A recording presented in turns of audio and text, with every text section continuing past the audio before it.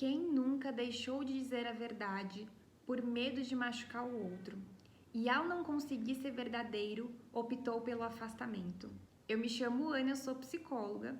E por que será que quando a gente não consegue se revelar inteiro para o outro, tem algo que convida a gente a nos afastar dessa pessoa? Será que não é porque a gente sabe que é injusto a gente não poder falar da maneira como a gente se sente, da maneira como a gente pensa as coisas?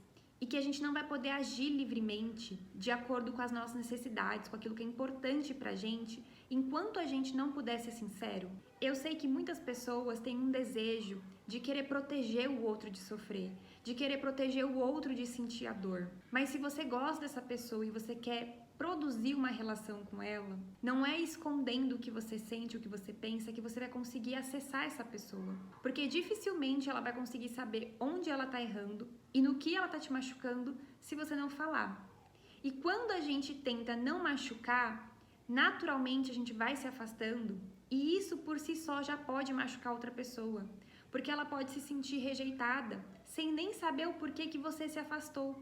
E aí vira uma coisa que produz exatamente aquilo que a gente não queria produzir, chateação.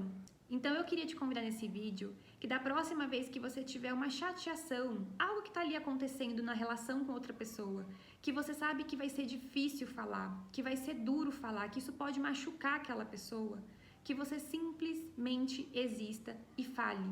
E o outro pode sim se machucar com essa fala.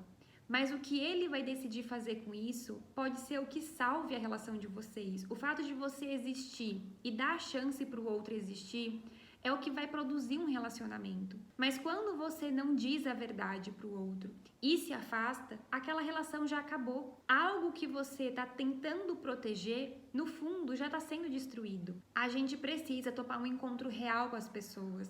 Eu não estou dizendo que não há risco, que ninguém pode se machucar, mas que é exatamente por a gente topar falar do que é difícil, expor as nossas dores, as nossas vulnerabilidades, que esse outro pode ver, acolher e talvez escolher agir diferente. Porque não é porque a gente vai falar que essa pessoa vai cuidar, que ela vai melhorar. Mas quando a gente guarda algo que a gente está sentindo, pensando uma verdade em relação àquela pessoa, a gente já destruiu todas as chances disso ser resolvido, disso ser cuidado, não sozinho, mas em conjunto.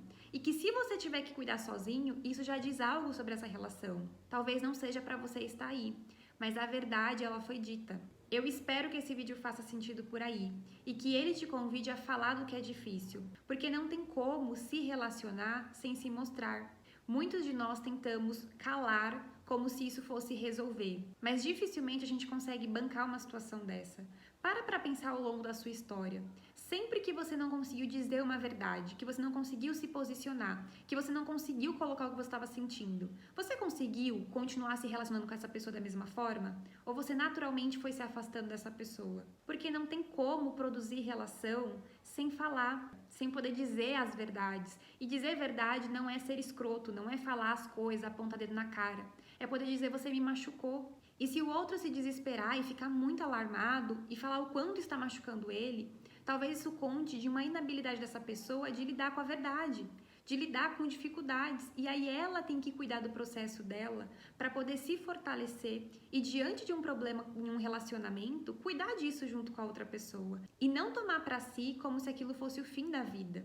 Então, até quando a gente diz a verdade e isso destrói o outro, a gente dá a chance dessa pessoa, diante da verdade, que pode ser muito dura, e cuidar das vulnerabilidades dele, daquilo que tocou ele. É isso, um beijo e a gente se vê amanhã.